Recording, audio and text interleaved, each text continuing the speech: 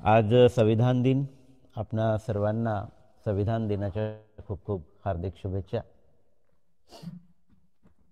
तर आपण मिलिंद प्रश्न या ग्रंथांतर्गत आदरणीय धम्मचारी ललित मुनी सर यांच्याकडून आपण पृथ्वी वर्गातील पृथ्वीच्या गुणासंबंधी माहिती आपण जाणून घेतली. पाण्याच्या गुणासंबंधी ही माहिती त्यांच्याकडून आपण जाणून घेतलेली आहे. त्यामुळे त्या विषयावर काही विस्ताराने बोलावं असं नाही आहे. तर या ठिकाणी पृथ्वीचे जे काही 5 गुण सांगितलेले आहे त्या 5 गुणांविषयी आपण सगळे याविषयी अवगत झालेले असालच. तर पृथ्वीवर चांगल्या वाईट वस्तू पडल्या, कपूर, अगर, तगर, चंदन, कुमुद वगैरे या सगळ्या ज्या काही वस्तू पडल्या, म्हणजे कोणत्याही दूषित वस्तू पाण्यामध्ये जरी पडल्या, कोणतीही वस्तू पडली तरी पाणी मात्र विचलित होत नाही. म्हणजे हा अविचलित असण्याचा जो काही गुण आहे तो पृथ्वीपासून खरोखरच ग्रहण करण्याचा आपण प्रयत्न केला पाहिजे. आपल्या अवतीभोवती विचलित करणारे अनेक प्रसंग घडत असतात, अनेक घटना घडत असतात आणि त्या घटनाच्या अनुषंगाने, त्या गोष्टींच्या अनुषंगाने आपण विचलित होत असतो. आपलं मन कंपायमान होत असते, आपलं मन स्थिर राहत नाही, आपण अस्थिर होत असतो. बुद्ध आपल्याला या सगळ्या गोष्टीकडे एका विशिष्ट नजरेनं पाहण्याची दृष्टी देतात. कारण जगामध्ये जो काही लोकधम्म आहे तो लोकधम्म कार्यरत राहणारच आहे. कधी हानी होणार, कधी नुकसान होणार, कधी यश मिळणार, अपयश मिळणार, कधी स्तुती होणार, कधी निंदा होणार, कधी लाभ होणार, कधी हानी होणार, कधी सुख मिळणार, कधी दुःख मिळणार. हा एक लोक प्रकार आहे, हा लोकधर्म आहे. या पद्धतीनं आपल्याला त्याच्याकडे पाहता आलं पाहिजे. आणि म्हणून जगामध्ये चांगल्या पद्धतीचे लोक आहे, प्रवृत्तीचे लोक आहे आणि दुष्ट प्रवृत्तीचे लोक आहे. आणि विशेषतः आपल्याला जगामध्ये दुष्ट प्रवृत्तीचे लोक जास्त दिसतात, दुष्ट प्रवृत्ती जास्त आहे. आणि म्हणून सातत्यानं आपल्या मनाला विचलित करणाऱ्या घटना सातत्यानं होत असतात. आणि म्हणून अनित्यता जाणणे हे किती महत्त्वाचे आहे. कारण अनित्यता जेव्हा आपण जाणतो, कुशल काय अकुशल काय हे जेव्हा आपण जाणतो, दुःखातून मुक्तीचा मार्ग जेव्हा आपल्याला कळायला लागतात, तेव्हा आपण या सगळ्या गोष्टींकडे तटस्थतेनं पाहायला शिकतो. जसं आहे तसं ग्रहण करायला शिकतो. चांगलं असेल तर चांगलं, वाईट असेल तर वाईट. आणि हे काही कायम टिकणार नाही असं आपण समजतो. आणि मग तिथे आपण आपल्या मनाची समता साधतो. तिथे आपल्या मनाचा समतोल साधून आपण रिॲक्शन्स देत नाही, आपण प्रतिक्रियामध्ये फसत नाही. आणि ह्या गोष्टी मी वारंवार समजवलेल्या आहे की प्रतिक्रिया देणं म्हणजे संस्कारामध्ये पडणं. एक नवीन संस्कार तुम्ही लोभाच्या आधारावर म्हणा किंवा द्वेषाच्या आधारावर म्हणा, जी काही तृष्णा उत्पन्न होते त्या तृष्णेच्या आधारावर आपण ज्या काही प्रतिक्रिया देत असतो त्या प्रतिक्रिया आपण थांबवल्या पाहिजे. तटस्थपणे आपल्याला त्याच्याकडे पाहता आलं पाहिजे. हा जो मनाचा विकास आहे तो विकास साधून घेण्यासाठीच आपल्याला प्रयत्नशील राहायचा आहे. आणि म्हणून कोणी आपल्याला शिव्या दिली, आपण विचलित होतो. कोणी आपल्याला अपशब्द बोलले, आपण विचलित होतो. आपल्याला एखादी अशी हवीशी गोष्ट वाटली, आपण विचलित होतो तिला प्राप्त करण्याच्या अनुषंगाने की ही मला प्राप्तच झाली पाहिजे. आपल्या अहमला कोणी धक्का लावला तर आपण विचलित होतो. बुद्ध म्हणतात असं विचलित होता कामा नये. आणि म्हणून पाण्याचा हा जो गुणधर्म आहे की पाणी त्यामध्ये कोणी काहीही टाकलं तरी मात्र पाणी विचलित होत नाही. त्याच पद्धतीनं एका भिक्खूने किंवा एखाद्या उपासकाने जो खरोखरच जो धम्माचा अभ्यास करत आहे तर हा सारखेपणा पाहिला पाहिजे. प्रत्येक गोष्टीमध्ये सारखेपणा म्हणजे त्याची अनित्यता आपण शोधली पाहिजे, त्याचा अनित्य धर्म आपण शोधला पाहिजे. कोणतीही गोष्ट स्थिर नाही, नित्य नाही. आणि म्हणून या सगळ्या गोष्टींचा आपल्या मनावर प्रभाव होता कामा नये. आपलं मन रिॲक्शन्समध्ये, प्रतिक्रियामध्ये फसता कामा नये. अशा पद्धतीचा आपल्या मनाचा विकास आपल्याला साधायचा आहे. हा पृथ्वीचा गुण आपण खरोखरच आत्मसात केला पाहिजे. त्याप्रमाणे आता ही दुसरी बाब, त्याच्या विरुद्ध अशी बाब सांगितलेली आहे की पृथ्वी स्वतः माळा, दागदागिने घालत नाही किंवा गंध इत्यादींनी स्वतःला सजवत नाही. तर याच पद्धतीने भिक्खूने सुद्धा किंवा साधं जीवन, बुद्धाने आपल्याला काय सांगितलेलं आहे, साधं जीवन जगायचे, शांती संतुष्टी है ना, अशा पद्धतीचं जीवन जेव्हा आपण धम्मजीवन जगतो तेव्हा खऱ्या अर्थाने या बाह्य ज्या बाबी आहेत, या बाह्य गोष्टींच्या आपल्याला त्याची काही गरजच भासत नाही. म्हणून आपण शील ग्रहण करतो. नच्च गीत वादित विसुख दस्सन माला गंध विलेपन धारण मंडल विभूषण थाना वेरमणी सिक्खापदन समाधियामी. या सगळ्या मोहामध्ये पाडणाऱ्या आपल्याला ज्या काही गोष्टी आहेत त्या गोष्टीमुळे आपल्याला असं वाटतं की आपलं बाह्य सौंदर्य अधिक खुलेल, परंतु शरीरच नाशिवंत आहे, ते लयात चाललेलं आहे, ते घाणीचं साम्राज्य आहे. त्याला आपण काय सजवायचं? जे सजवायचं आहे ते आपल्या अंतर्मनाला सजवायचं आहे. आणि म्हणून एखाद्या साधकाने जो खरोखरच धम्मजीवन जगतो आहे त्यांनी असं स्वतःला सजविता, म्हणजे जशी पृथ्वी स्वतःला सजवत नाही त्याप्रमाणे आपणही अशा गोष्टींपासून, या आपल्या मनाला मोहित करणाऱ्या आहे, यापासून दूर राहून खऱ्या अर्थानं आपण जो काही सुगंध आहे तो सुगंध शीलाचा ग्रहण केला पाहिजे. जे आभूषण आहेत ते आभूषण धम्माची आभूषण ग्रहण केली पाहिजे, त्या आभूषणांना आपण धारण केलं पाहिजे. तर हा पृथ्वीचा दुसरा गुण या ठिकाणी सांगितलेला आहे. मग पृथ्वीचा तिसरा गुण काय? निरंतर आहे, अखंड आहे, खंडित नाही, अनंत आहे, विशाल आहे, घन आहे आणि विस्तृत पसरलेली आहे. बघा, ही जी काही पृथ्वीची विशालता आहे, ही जी काही पृथ्वीचं म्हणजे एक प्रकारे अखंडत्व आहे, ती खंडित नाही आहे, ती अखंड आहे, अनंत आहे, विशाल आहे. तर धम्म धारण करणाऱ्या भिक्खूने सुद्धा असंच निरंतर, अखंड, खंडरहित, अनंत, विशाल, घन, विस्तृत अशा पद्धतीने स्वतःला तयार केलं पाहिजे, है ना. आणि हा मनाचा मोठेपणा निर्माण केला पाहिजे, मनाला विस्तृत केलं पाहिजे, मनाचा संकुचितपणा आहे तो आपण दूर केला पाहिजे. हा पृथ्वीचा तिसरा गुण यामध्ये चांगल्या पद्धतीने सांगितलेला आहे. आणि खरोखरच तो ग्रहण केला पाहिजे. आपल्या मनाला विशाल बनवता आलं पाहिजे, संकुचित राहता कामा नये. छोट्या गोष्टींसाठी नाराज होणे, छोट्या गोष्टींसाठी इतरावर रागावणे, हा फार मनाचा आपल्या कोतेपणा आहे, मनाचा संकुचितपणा आहे आपल्या. आणि हा आपल्या मनाचा संकुचितपणा, राग धरून ठेवणे, एखाद्याबद्दल द्वेष बाळगणे, निंदा करणे, हा मनाचा फार कोतेपणा आहे. आणि हा कोतेपणा, हा भाव जो आहे मनाचा, तो आपल्याला दूर करता आला पाहिजे. असं हा पृथ्वीचा गुण या ठिकाणी आपल्याला सांगितलेला आहे. त्यानंतर पृथ्वीचा गुण काय सांगितलेला की ग्राम, निगम, नगर, जनपद, वृक्ष, पर्वत, नदी, तडे, जलाशय, मृग, पशु, पक्षी, मनुष्य, सगळ्याच गोष्टींना तो धारण करतो, पृथ्वी धारण करते. इथे कोणतीही अशी वस्तू नाही की पृथ्वी त्याला फेकून देते, हट तू माझ्या आधाराने राहू नकोस, असे पृथ्वी म्हणते का? तर पृथ्वी असं काही म्हणत नाही, तर ती सगळ्यांना ग्रहण करते, सगळ्यांना ग्रहण करते. आणि म्हणून ती सगळ्यांना धारण करते आणि धारण करून क्रियाशील होत असते. तर त्याच पद्धतीनं एका अनुशासित भिक्खूने किंवा उपासकाने, तर त्याने काय करताना, उपदेश करताना, अनुशासन करताना, शिकविताना, समजावून सांगताना, प्रेरित करताना, उत्तेजित करताना, प्रशंसा करताना व धर्मोपदेश करताना क्रियाशील झालं पाहिजे. तर क्रियाशील होणं हे अत्यंत महत्त्वाची गोष्ट आहे, कारण क्रियाशीलतेमुळेच कोणतीही चांगली बाब आपण निर्माण करू शकतो, क्रियाशीलतेमुळेच आपण समाज घडवू शकतो, क्रियाशीलतेमुळेच आपण धम्मप्रचार आणि प्रसार करू शकतो. आणि म्हणून आपण स्वतःला तयार करू शकतो, स्वतःवर काम करू शकतो. ही जी काही क्रियाशीलता आहे, मग ते आंतरिक असो की बाह्य असो, ही क्रियाशीलता अत्यंत महत्त्वाची आहे. तर जशी पृथ्वी फिरत आहे म्हणजे क्रियाशील आहे, ती स्थिर नाही, एका ठिकाणी थांबलेली नाही आहे. तर आपल्या मनामध्ये सुद्धा आपण अशाच पद्धतीच्या भावनांचा विस्तार करण्यासाठी क्रियाशील राहिलं पाहिजे आणि तशी प्रेरणा देण्यासाठी आपण क्रियाशील राहिलं पाहिजे. तर या ठिकाणी हा पृथ्वीचा जो काही चौथा गुण आहे तो आपण ग्रहण केला पाहिजे. पृथ्वी कोणाचाही द्वेष करत नाही, हे आपण या ठिकाणी वारंवार ह्या गोष्टी आपण शिकतो आहोत. तर ह्या पृथ्वीच्या 5 गुणांविषयी इथे माहिती आलेली आहे आणि ती अतिशय सुंदर अशी माहिती आहे. आणि ते खरोखरच आपण स्वतःच्या विकासासाठी या सगळ्या बाबी ग्रहण केल्या पाहिजे. मग पाण्याचे सुद्धा 5 गुण सांगितलेले आहे. पाण्याचे 5 गुण काय की पाणी हे चांगल्या प्रकारे स्थिर, न हलणारे, न उसळणारे प्राणी असं जे पाणी असते ते स्वाभाविकपणे परिशुद्ध असते.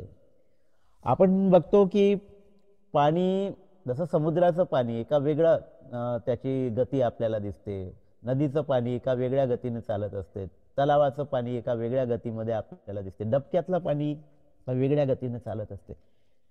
परंतु जे पाणी स्थिर किंवा असं न हलणारं आहे, न उसळणारं आहे, म्हणजे स्वाभाविकपणे ते कसं असते, शुद्ध असते असं आपण पाहतो. तर या पाण्याप्रमाणे शुद्धता आपल्या मनाची आपण गाठली पाहिजे. जसं पाणी प्युअर पाणी, काही पाणी प्युअर असते, गढूळता नसते, तर आपल्या मनामध्ये सुद्धा अशी गढूळता निर्माण होता कामा नये. असा हा जो पाण्याचा शुद्धतेचा गुण आहे, निसर्गतः पाणी शुद्धच आहे ना, जिथून त्याचा झरा प्रवाहित होतो तो झरा अगदी शुद्ध स्वरूपामध्ये तिथून प्रवाहित होत असतो.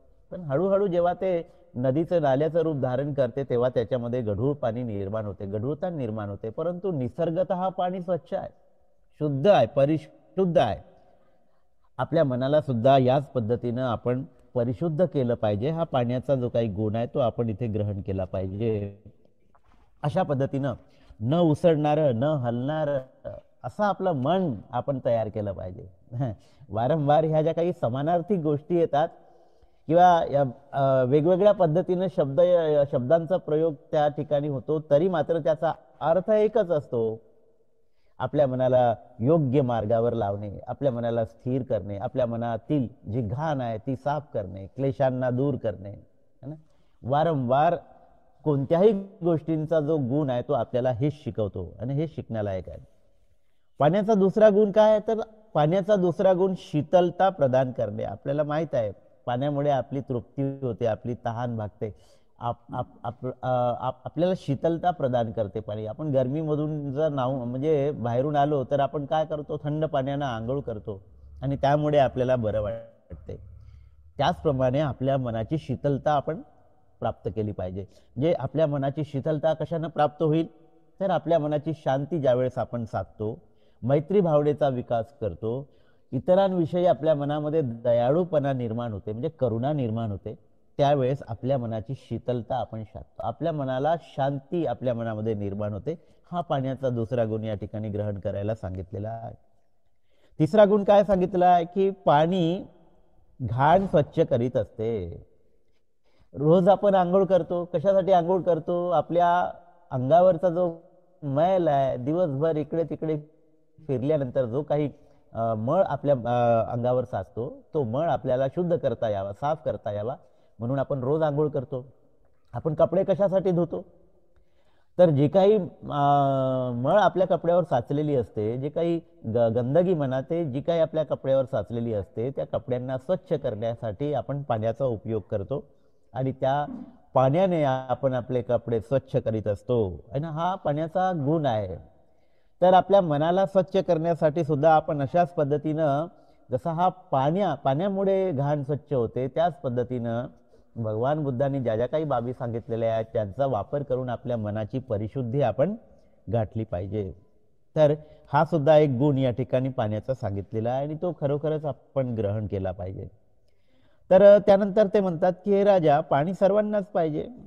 जे पाणी प्राशन, इथे जे जे सत्व आहे ते पाणी प्राशन करतात. मग तो पाणी, त्याचप्रमाणे साधक भिक्खूने अल्पेच्छू संतुष्ट होऊन एकांतात ध्यान करून सातत्याने सर्व लोकांना प्रिय झाले पाहिजे.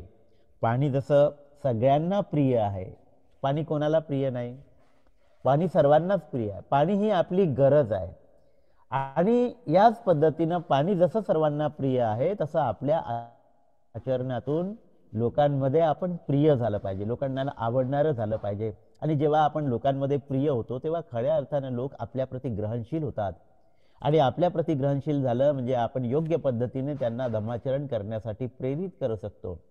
या आपलं आचरण किती खरोखरच महत्त्वाचं आहे. आपण आपल्या आचरणातून लोकांना प्रेरित केलं पाहिजे आणि आपण जेव्हा आपल्या आचरणातून लोकांना प्रेरित करतो तेव्हा धम्म अधिक चांगल्या पद्धतीनं रुजवण्यासाठी त्याची मदत होत असते. आणि यासाठीच बुद्धाने संघाची स्थापना केलेली होती. एक आदर्श समाजाचा नमुना कसा असावा तो त्या भिक्खूंनी आपल्या आचरणातून लोकांपुढे सादर करावा, त्यापासून लोकांनी प्रेरणा घ्यावी आणि तसं धम्मजीवन जगावं हा एक फार मोठा उदात्त असा भगवान बुद्धाचा हेतू होता. आणि म्हणून हा पाण्याचा गुण आपण ग्रहण केला पाहिजे. तर पाणी कोणाच्याही कसल्याही प्रकारचे नुकसान करत नाही, स्वतःहून पाणी काही नुकसान करत नाही कोणाचे. तर त्याच पद्धतीनं आपणही कोणाचे स्वतःहून नुकसान करता कामा नये. दुसऱ्याशी भांडण करणे, विवाद करणे, विग्रह करणे, वादविवाद करणे, इतर करतात त्यांना करू द्यायचं. कधी कधी आपण अशा विवादामध्ये सापडतो, झगड्यांमध्ये सापडतो. हा लोकधर्म आहे, हे होत राहतात, कारण प्रवृत्ती आहे लोकांच्या तशा, आणि त्या आपल्या प्रवृत्तीने वागत असतात. बुद्धाच्याही काळामध्ये हे होत होतं. बुद्धांविषयी कट्ट कारस्थानं रचल्या गेले, बुद्धांना शिव्या दिल्या गेल्या, बुद्धांवर मदमस्त हत्ती सोडल्या गेला, शिळा सोडली गेली. आपल्या सर्वांना माहीत आहे. बुद्धाच्या समोर भिक्खू कधी कधी भांडायचे आणि मग बुद्धाला ते सोडून वनामध्ये जावं लागायचं, असा एक प्रसंग सुद्धा आपल्याला माहीत आहे. तर या गोष्टी बुद्धाच्या काळामध्ये सुद्धा होत होत्या. त्यामुळे आता तर बुद्धही नाही आणि बाबासाहेबही नाही, आणि असे आचरणशील लोकांचा एक फार मोठा एक अभाव असल्यामुळे समाजावर वचक निर्माण करणारे आपल्याला लोक फार कमी दिसतात. आणि म्हणून आता कोणावर नियंत्रण राहिलेलं नाही, आणि आज सुसाट सुटलेले आहेत लोक. जसं वागायचं तसं कोणाचं नियंत्रण नाही, कोणी वचक निर्माण करणारा आपल्याला दिसत नाही. आणि ज्यांच्यावर जबाबदारी आहे ते पडतात, दूर पडतात. अलिप्ततावादी धोरण आपल्याला त्यांचं दिसून येते. पण अशा व्यक्तींनी तिथे उभं राहावं आणि समजूत काढावी, असं मात्र शहाणपणा दाखवताना आपल्याला लोक दिसत नाही. आपल्याला काय करायचं आहे असं म्हणून तिथून दूर पडतात. पण खऱ्या अर्थानं अशा ठिकाणी लोकांची गरज असते ज्यांनी थोडीशी मध्यस्थी करावी. पण हे लोकप्रकार मोठ्या प्रमाणामध्ये घडत असतात, त्यातून वादविवाद निर्माण होतो, भांडणे निर्माण होतात, आणि ते किती विकोपाला जातात हे सगळं आपल्या अवतीभोवती घडताना आपण पाहत असतो. तर पाणी मात्र अशा पद्धतीनं कोणालाही नुकसान पोहोचवत नाही. आपणही आपल्या पद्धतीनं असं कोणालाही नुकसान पोहोचवता कामा नये. स्वतःहून आपण कोणाशी भांडणं करता कामा नये, विवाद करता कामा नये. त्यापासून आपण दूर राहिलं पाहिजे, अलिप्त राहिलं पाहिजे ना. आणि आपण योग्य समज दिली पाहिजे लोकांना, हे आपलं कर्तव्य आहे.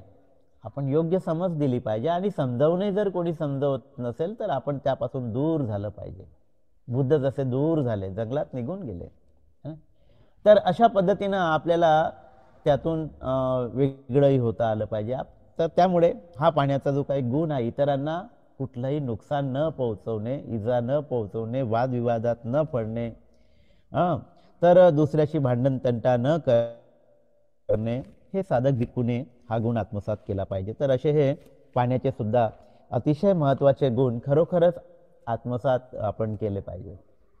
ज्याचं मन अपरिपक्व आहे तो हा विचार करतो की कोणी मग अशा पद्धतीनं आमच्यासोबत व्यवहार करत असेल तर आम्ही चूप बसायचं का? आम्ही चूप बसायचं का? स्वाभाविक प्रश्न आहे, आपल्या मनामध्ये असे प्रश्न निर्माण होतात.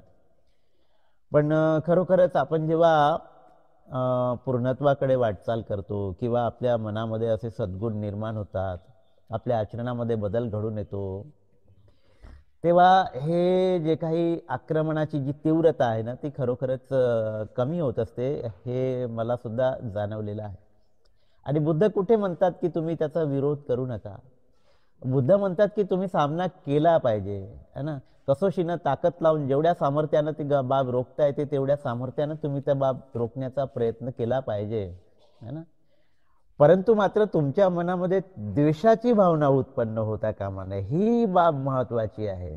जे तुम्ही संपूर्ण ताकदीनिशी एखाद्याला म्हणजे समजा पकडलं, ती बाब रोखण्याचा आता प्रसंगच असा निर्माण झाला तर काय तुम्ही हातावर हात धरून बसणार आहात? नाही ना. तर ती बाब आपल्याला त्या ठिकाणी सॉर्ट आउट करता आली पाहिजे. ताकद लावून करता येत असेल तर ताकद लावूनही करता आली पाहिजे आपल्याला. परंतु मनामध्ये मात्र अशा पद्धतीचा द्वेष उत्पन्न होता कामा नये. ही साधी बाब नाही आहे, ही सोपी गोष्ट नाही आहे. कारण मनाचा जो स्वभाव पडलेला आहे प्रतिक्रिया देण्याचा, तो स्वभाव काही तुटत नाही, आणि म्हणून त्यासाठी खूप काम करावं लागतं, स्वतःवर खूप काम करावं लागतं. तेव्हा ही कॅपॅसिटी माणसामध्ये निर्माण होत असते, तो विचलित होत नाही अशा याच्यामध्ये. आणि म्हणून अशा प्रसंगानुरूप आपल्याला त्या पद्धतीनं वागता आलं पाहिजे. हरकत नाही. अग्नीच्या गुणासंबंधी इथे प्रकरण आलेलं आहे. इथे अग्नीचे सुद्धा 5 गुण सांगितलेले आहे. अग्नीचे कोणते 5 गुण सांगितलेले आहे? तर अग्नी गवत, लाकूड, फांद्या, पालापाचोळा यामुळे जळत असते. तर त्याप्रमाणे साधक भिक्खूने जे आंतरिक किंवा बाह्य क्लेश, इष्ट व अनिष्ट परिणाम करणारे अनुभव आहेत त्या सर्वांना ज्ञानरूपी अग्नीने जाळून टाकले पाहिजे. तर हा अग्नीचा जो गुणधर्म आहे, तर या ठिकाणी जळत असणे हा अग्नीचा गुणधर्म आहे. तर आपलं मन सुद्धा लोभाग्नी, द्वेषाग्नी, मोहाग्नी या अग्नीनं जळत आहे. आपल्याला जळायचं नाही आहे, आपल्याला शांत करायचा आहे हा अग्नी. आणि हा अग्नी शांत करायचा आहे तर अर्थातच हा जो काही अग्नी आहे तो कशाने शांत होणार आहे, तर ज्ञानरूपी अग्नीने जाळून टाकले पाहिजे. ज्ञानरूपी अग्नी. आता या ज्ञानाला इथे अग्नीची उपमा दिलेली आहे. तर ज्ञानाचा अग्नी, ज्ञानाचा प्रकाश ज्याला म्हणतो, सूर्यप्रकाश नाही का, सूर्यप्रकाश जसा अंधार नाहीसा करतो, सूर्यप्रकाश कीटाणू नाहीसे करतात, तर आपल्याला उजेडामध्ये संपूर्णपणे चांगल्या पद्धतीने सगळ्या गोष्टी पाहता येतात. त्याचप्रमाणे हा ज्ञानरूपी जो काही अग्नी आहे त्या अग्नीने आपण ही जी काही लोभ, द्वेष, मोह आहे तर ह्या क्लेशांना आपण जाळून टाकलं पाहिजे. हा अग्नीचा पहिला गुण आपण या ठिकाणी ग्रहण केला पाहिजे. तर वेगवेगळ्या मार्गाने का होईना, वेगवेगळ्या उपमांद्वारे का होईना, पण आपण ही बाब वारंवार समजून घेण्याचा प्रयत्न करत आहोत की आपल्याला आपल्या क्लेशांवर काम करायचं आहे आणि त्यासाठी खरोखरच प्रज्ञेची आवश्यकता आहे. प्रज्ञा नसेल तर आपण मोहातून मुक्त होऊ शकत नाही. आणि म्हणून प्रज्ञा किती महत्त्वाचा आहे, शहाणपणा बाबासाहेब ज्याला म्हणतात ते किती महत्त्वाचं आहे. आणि ही प्रज्ञा खरोखरच आपल्याला दृष्टी देत असते आणि या दृष्टीतून आपल्याला ह्या सगळ्या बाबी समजत असतात आणि तेव्हा कुठे आपण आपल्या परिवर्तनाला सुरुवात करत असतो. तोपर्यंत आपण आपल्या स्वतःच्या परिवर्तनाला सुरुवात करत नाही आहे, तसंच राहण्याची आपली प्रवृत्ती असते ना.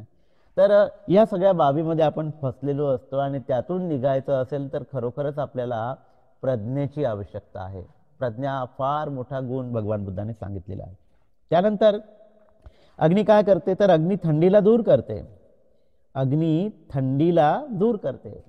आता हिवाळ्याचे दिवस सुरू झालेले आहे. आता पहिल्यासारखा हिवाळा काही आपल्याला अनुभवता येत नाही, पण पूर्वी खूप थंडी पडायची. विशेषतः खेड्यापाड्यामध्ये जेव्हा आपण जातो तेव्हा खेड्यापाड्यामध्ये इतकी प्रचंड थंडी, आताही पडते खेड्यापाड्यांमध्ये थंडी. आणि मग रात्रीच्या वेळेस शेकोटी पेटवल्या जाते.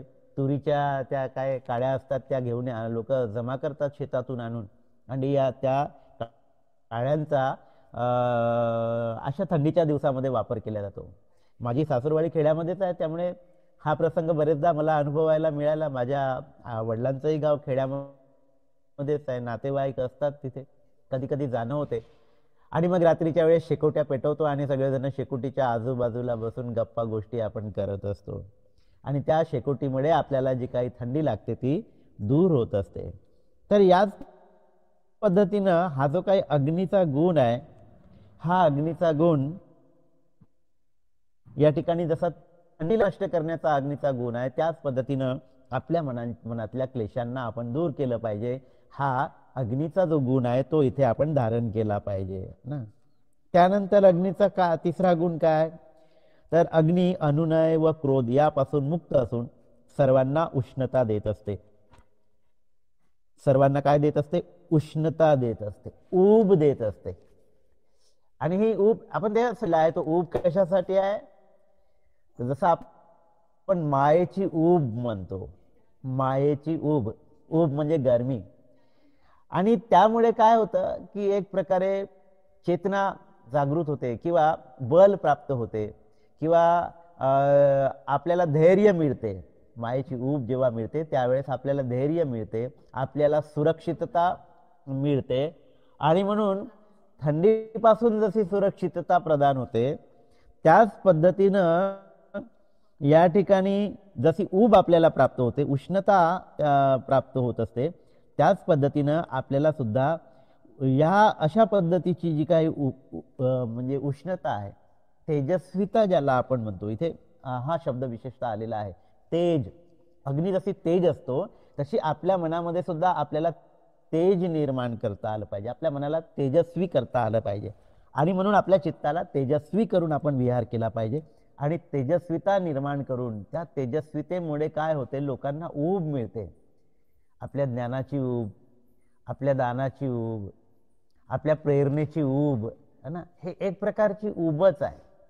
आणि ही ज्या पद्धतीने ऊब आपण इतरांना देतो त्यामुळे लोकांना सुरक्षितता प्रदान होत असते, त्यामुळे लोकांमध्ये प्रेरणा निर्माण होत असते. आणि म्हणून अग्नी जशी ऊब देतो तशी ऊब आपल्याला देता आली पाहिजे, तशी तेजस्विता आपल्याला निर्माण करता आली पाहिजे. नंतर अग्नीचा जो गुण सांगितलेला आहे तो गुण काय, आपण सर्वांना माहित आहे की अग्नी अंधार नष्ट करते व प्रकाश उत्पन्न करते. तर आपल्या मनामध्ये जो काही अंधार आहे, ज्याला आपण अविद्या म्हणतो, ज्याला आपण मोह म्हणतो, हा अंधार आपल्याला नष्ट करायचा आहे. जसा अग्नी अंधार नष्ट करते तसंच आपल्या मनातला जो काही अंधार आहे तो आपल्या मनातला अंधकार आपल्याला नष्ट करता आला पाहिजे. आणि हा अंधकार नष्ट करून जगामध्ये ज्ञानाचा प्रसार करता आला पाहिजे, प्रकाश पसरविता आला पाहिजे. तर या बाबींचा वारंवार उल्लेख होतो आणि या सगळ्या गोष्टींचा जो काही अर्थ आहे तो भावार्थ आपण इथे निश्चितपणे आपल्याला समजून येते चांगल्या पद्धतीने. तर हा अग्नीचा गुण प्रकाशित करणे, अंधार नष्ट करणे. तर आपण सुद्धा अविद्यारूपी अंधकार नष्ट करून जगाला प्रकाशित करण्याचा, जगाला मार्ग दाखवण्याचा आपण प्रयत्न केला पाहिजे. तर निश्चितपणे ह्या सगळ्या गुणांचं आपण धारण केलं. नंतर हवेच्या गुणासंबंधी प्रश्न इथे आलेला आहे. तर हवेचे सुद्धा 5 गुण सांगितलेले आहे. आणि ते 5 गुण कोणते, तर हवा चांगल्या प्रकारे फुललेल्या बागेतून व जंगलातून वाहत असते, तशी हवा सर्वत्रच वाहत असते. हवा सर्वत्रच वाहत असते. जिथे घाणीचं साम्राज्य आहे तिथे हवा वाहत असते. तर हवा ही सर्वत्र वाहताना इथे दिसते, परंतु विशेषत्वानं या ठिकाणी जो उल्लेख केलेला आहे तो काय केलेला आहे, तर ती हवा जी फुललेल्या बागेतून आणि जंगलातून वाहत असते. तर त्याचप्रमाणे हे राजा साधकाने किंवा साधक भिक्खूने किंवा उपासकाने विमुक्तीची फुलं फुललेल्या ध्यानाच्या वनामध्ये रममान झाले पाहिजे. जसं ती हवा फुललेल्या बागेतून रममान होते, जंगलातून रममान होते, तसंच आपल्याला कोणत्या फुलबागेमध्ये रममान होता आलं पाहिजे, तर ध्यानाच्या फुलबागेमध्ये, विमुक्तीच्या फुलबागेमध्ये रममान होता आलं पाहिजे आणि ध्यानाच्या वनामध्ये आपल्याला रममान होता आलं पाहिजे. तर अशा पद्धतीने आपल्याला रममान व्हायचं आहे. आपल्याला त्या गंदगीतून रममान व्हायचं नाही आहे. म्हणून मी सांगताना म्हटलं की हवा सर्वत्र दरवळते, जिथे गंदगी आहे तिथे सुद्धा हवा दरवळते. पण आपल्याला कोणत्या हवेसारखं व्हायचं आहे, तर आपल्याला त्या हवेसारखं व्हायचं आहे जी फुलबागेतून दरवळते, जंगलातून वाहत असते. आणि म्हणून फुलबाग कोणती फुलवायची आहे, तर विमुक्तीची फुलबाग आपल्या मनामध्ये फुलवायची आहे. आणि हा आपला जो गंध आहे तो त्यातून आपल्याला दरवळायचा आहे. ध्यानाच्या वनामध्ये आपल्याला रममान व्हायचं आहे. सातत्यानं आपण स्मृतीचा अभ्यास करायचा आहे, 4 स्मृती प्रस्थानाचा अभ्यास करायचा आहे. ध्यान करणे म्हणजे केवळ मांडी घालून बसून असणे असा त्याचा अर्थ नाही आहे. तर ध्यान हा स्मृतीचा सराव आहे आणि स्मृतीचा सराव चालताना, बोलताना, प्रत्येक पद्धतीचे कृत्य करताना आपण स्मृतीचा सराव करत असतो. स्वतः प्रतीची जागृती, स्वतःच्या कायेविषयी आणि मनाविषयीची जागृती म्हणजेच ध्यान आहे एक प्रकारे. आणि अशा पद्धतीनं आपण रममान होत राहिलं पाहिजे. आणि हा हवेचा गुण जो आहे तो हवेचा गुण आपण आत्मसात केला पाहिजे, हे या ठिकाणी सांगितलेलं आहे. नंतर हवेचा जो दुसरा गुण सांगितलेला आहे की हवा पृथ्वीवर वाढणाऱ्या, उत्पन्न होणाऱ्या वृक्षांना हलवीत असते. हव्याची झुळूक आली की पान हलते, फूल हलते. ह्या अगदी स्वाभाविक गोष्टी आपण रोजच्या दैनंदिन जीवनामध्ये आपण अनुभवतो. हा आपला प्रत्यक्ष अनुभव आहे. तर त्याच पद्धतीनं एखाद्या भिक्खूने वनामध्ये जाऊन संस्कारासंबंधी चिंतन करून क्लेशांना हलवून खिडखिडेकडून उपडून टाकले पाहिजे. तर हा गुण वाऱ्याचा आपल्याला खरोखरच ग्रहण करता आलं पाहिजे. तर हवा जसा या ठिकाणी वृक्षांना हलवीत असते ना, तर त्याच पद्धतीनं आपल्या क्लेशांना आपल्याला हलवता आलं पाहिजे. म्हणजे क्लेशांना हलवून आपल्याला त्यांना ढिलं करता आलं पाहिजे. हळूवारपणे का होईना कारण एकाच याच्यामध्ये ते काही उकळून आपल्याला फेकता येणार नाही, कारण त्याची पाळंमुळं आतमध्ये गेलेली आहे. आणि म्हणून त्याला हळूहळू जेव्हा आपण एक प्रकारे ढिलं करण्याचा प्रयत्न करतो, तेव्हा त्याला जेव्हा हळूहळू जेव्हा आपण हलवतो, तर काही दिवसानंतर आपल्याला असं दिसून पडते की ते आता ढिलं झालेलं आहे आणि आपण आता त्याला मुळासकट उकळून फेकू शकतो. तर ह्याच पद्धतीनं आपल्या मनातले जे काही विकार आहे, त्या विकारांना हळूहळू आपल्याला हलवावं लागेल. आणि जेव्हा ते आपण हलवण्याची प्रक्रिया करू, तेव्हा त्याची पाळीमुळं आतमधून ढिली होत जातील आणि पाळीमुळे जेव्हा आतमधून ढिली होत जातील, तेव्हा सहजरित्या आपण त्याला उकळून फेकू शकतो. तर हा सुद्धा इथे हवेचा गुण आपण ग्रहण केला पाहिजे. हलवलं पाहिजे आपण स्वतःला, आपल्या स्वतःच्या विकारांना, क्लेशांना आपल्याला हलवता आलं पाहिजे. तर या पद्धतीनं हा हवेचा गुण आपण ग्रहण केला पाहिजे.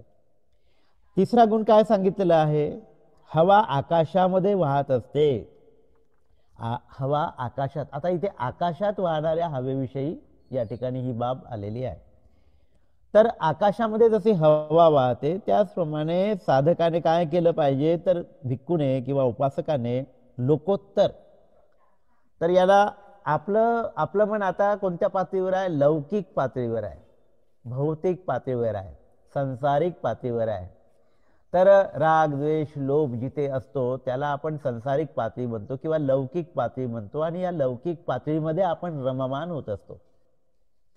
या लौकिक पातळीच्या वर जेव्हा आपण उठतो, राग द्वेष मोहाच्या वर आपण उठतो, त्याला लोकोत्तर पातळी म्हणतात. आणि ही मनाची जी काही अवस्था आहे, त्या मनाच्या अवस्थेला लोकोत्तर असं म्हटलं जातं. आता आपण लोकांमध्ये आहोत, लोकांमध्ये म्हणजे सगळ्या लोकांमध्ये नाही, लोकधर्म ज्याला म्हणतो त्याला स्वभाव म्हणतो. आणि या लोकांचा स्वभाव काय? राग द्वेष मोह हा स्वभाव आहे, लोकधर्म ज्याला आपण म्हणतो. तर या लोकांच्या वर म्हणजेच लोकोत्तर असं म्हटलेलं आहे. आणि या लोकोत्तर अवस्थेमध्ये राग नसते, द्वेष नसते, मोह नसते, यापासून मुक्ततेची अवस्था, आपल्या मनाच्या अतिविकसित झालेली जी काही अवस्था आहे, मनापलीकडची जी अवस्था आहे, त्याला लोकोत्तर म्हटलेलं आहे. सगळ्या क्लेशांपासून जेव्हा आपण मुक्त होतो, त्याला आपण लोकोत्तर अवस्था असं म्हणतो. आज आपण लौकिक पातळीवर जगतो आहे. हा जो डिफरन्स आहे, हा फरक आपण थोडंसं लक्षात घेतला पाहिजे. तर हवा जशी आकाशात वाहत असते, त्याचप्रमाणे आपण स्वतःला सुद्धा आकाशात उंच उंच नेलं पाहिजे. आकाशात म्हणजे काय? तर लोकोत्तर अवस्था आपण प्राप्त केली पाहिजे. आणि त्या लोकोत्तर अवस्थेमध्ये आपल्याला पोहोचण्यासाठी खरोखरच खूप प्रयत्न करावे लागतात. तर आकाशामध्ये जशी हवा वाहत असते, तसं आपल्या मनाला सुद्धा आपल्याला आकाशात नेता आलं, आकाशा एवढं उंच नेता आलं पाहिजे. म्हणून ध्यानाच्या ज्या काही अवस्था आपण पाहतो, अप्रणिहित वगैरे वगैरे, आणि 4 रूप ध्यानाच्या अवस्था पाहतो, त्यामध्ये आपलं मन कसं विस्तारित होत असते, आकाशासारखं होत असते ना. तर ह्या सगळ्या ज्या बाबी आहेत, त्या लोकोत्तर मनाच्या अवस्थेच्या अवस्था आहेत. आणि अशा या लोकोत्तर मनाची अवस्था आपल्याला गाठता आली पाहिजे, त्या हवेसारखी जी आकाशात वाहते, त्या हवेसारखी.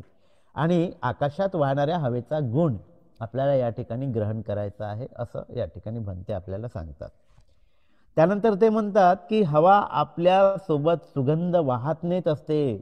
आता हा उल्लेख वारंवार होतो, विशेषतः शिलाच्या सुगंधासंबंधी हा उल्लेख आपल्या म्हणजे आपण वारंवार करत असतो. तर ही बाब पुन्हा या ठिकाणी रिपीट झालेली आहे की जसं हवा सोबत सुगंध वाहून नेतो, त्याचप्रमाणे आपल्याला सुद्धा शीलरूपी सुगंध वाहून न्यायचा आहे.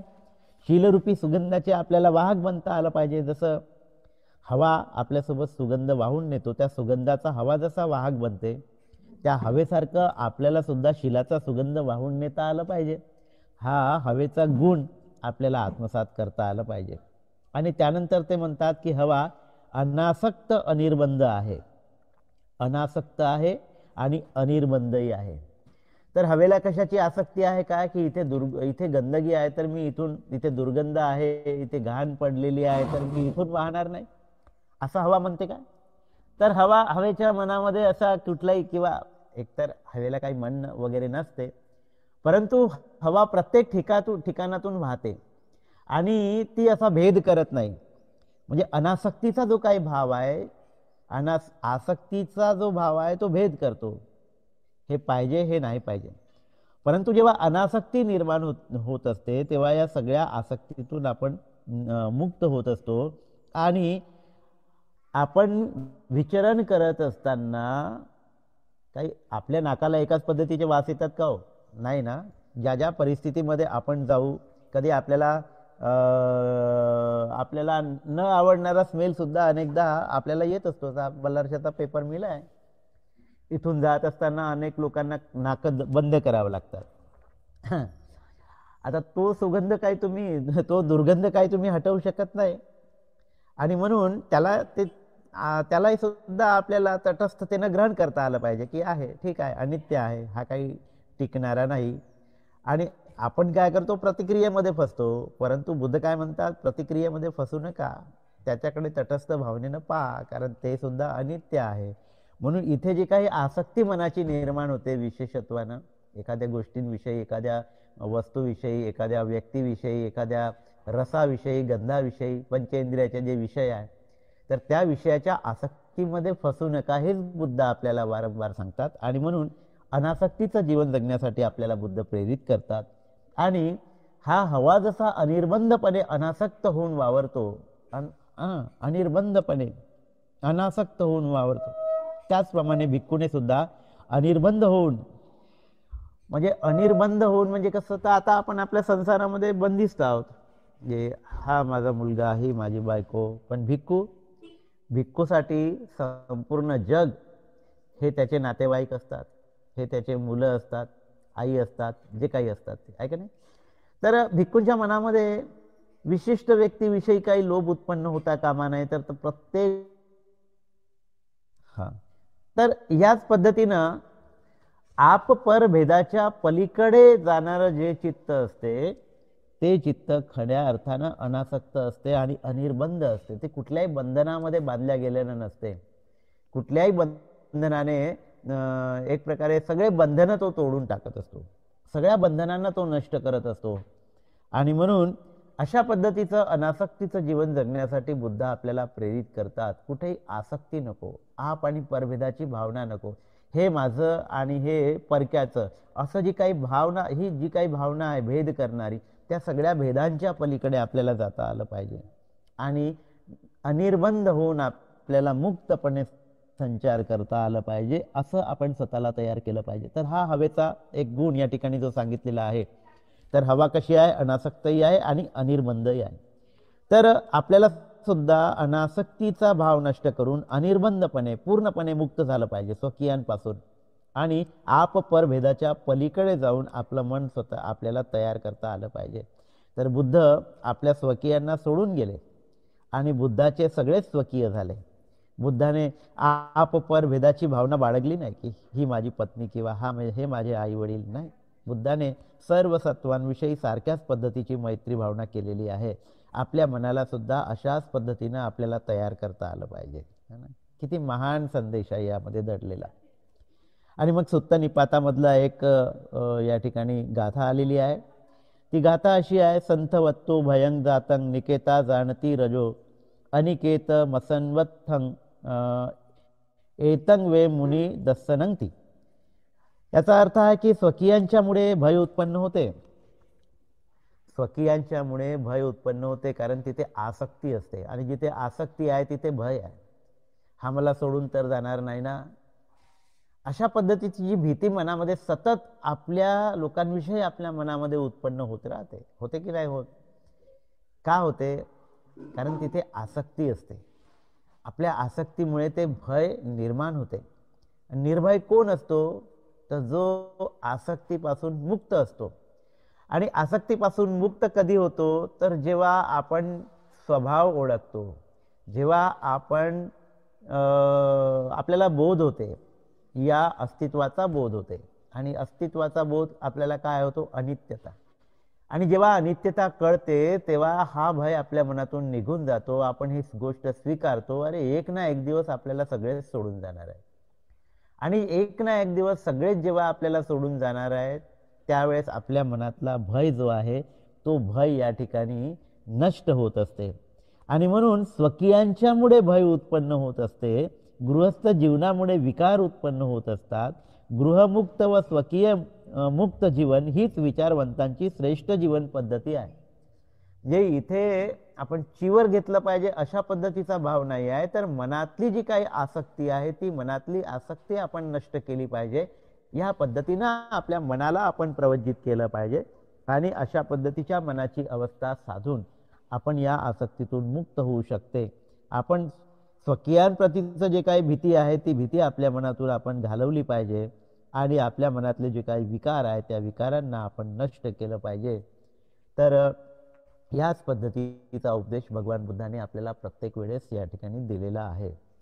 तर हवेच्या गुणासंबंधी सुद्धा आपण या ठिकाणी जाणून घेण्याचा प्रयत्न केला. तर 9:14 झालेली आहे. आपण या ठिकाणी थांबूया, कारण पुढचं प्रकरण थोडंसं मोठं आहे. तर धन्यवाद. आपण सर्वांनी शांतपणे मला ऐकून घेतले, ग्रहण केलं. आपणा सर्वांचं खूप खूप पुण्यानुमोदन. खूप खूप धन्यवाद. इथेच थांबतो. नमो बुद्धाय. जय भीम.